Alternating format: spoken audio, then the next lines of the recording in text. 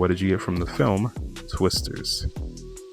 Twisters was, it was obviously the same franchise. You can call it a sequel to the original Twisters, but we didn't see many of those original characters. The story was a bit different. I found it, for one thing, it felt like a truck commercial. It was really a Dodge Ram commercial that happened to have tornadoes. And if you don't believe that, you can look up an actual Dodge commercial where they use the movie in the commercial. That's what it was. So product placement was very bold for Ram trucks. And even though the first movie, the science was plausible, this one, absolutely not.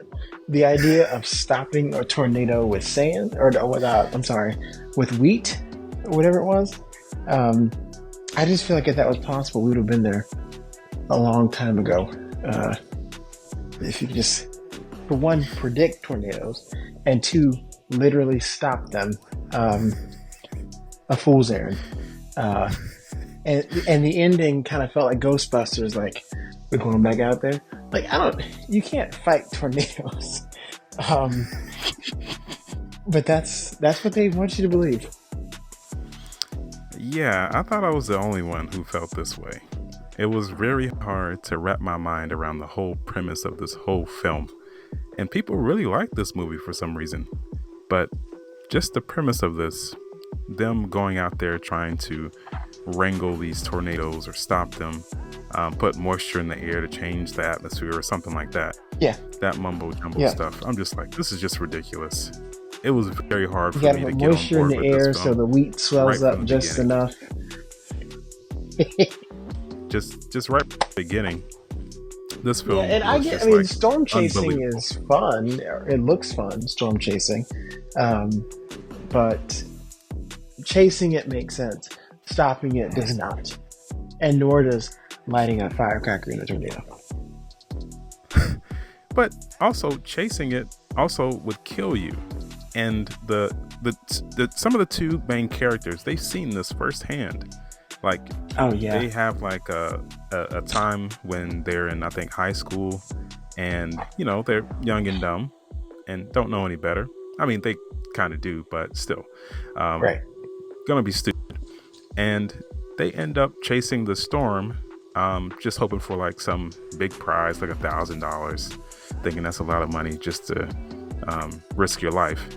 And most of them end up dying. And then they go back out there and do it again. I just don't see why.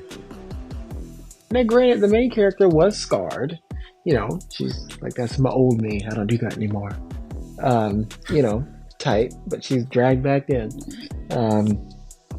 I didn't know how to feel about, I'm forgetting his name, but the other survivor from the friend group. I don't know. Javi. He got a pass. Javi. He got a pass, I guess. But it felt insensitive for him to call her in to assist with what he was doing, knowing it wasn't helping people at all. Yeah. I think he had a good heart, but maybe he was just a little bit misguided. And maybe he was just tired of being in the military, because that's something that he said that he did after that whole incident. Right. Maybe he wanted to get out. I don't know, like, how you find a job like that. I mean, is it like on Craigslist, people are saying, hey, I need somebody who's not afraid to run into tornadoes? I'll give you a truck. Like, I don't know, how do you get that job? Also, YouTubers, I understand, because you're just doing it, but yeah, the money has to be good. And money has to be good. Gotta be. But also, like, where are the people who actually do this? Like the news people, the people who track these storms to tell people, hey, get out of there now, as a warning. A warning. Yeah, I guess they didn't show any like actual storm chasers that exist in real life and what that is actually like. They focus more so on the fictional. I don't know. I haven't looked on YouTube to see if there is a big storm chasers community on YouTube. Maybe there is. But they chose to focus more on that and this fictional company. as opposed to how it actually happens in real life. Thanks for watching, and if you would like to be featured on our podcast, make sure to click the link in the description.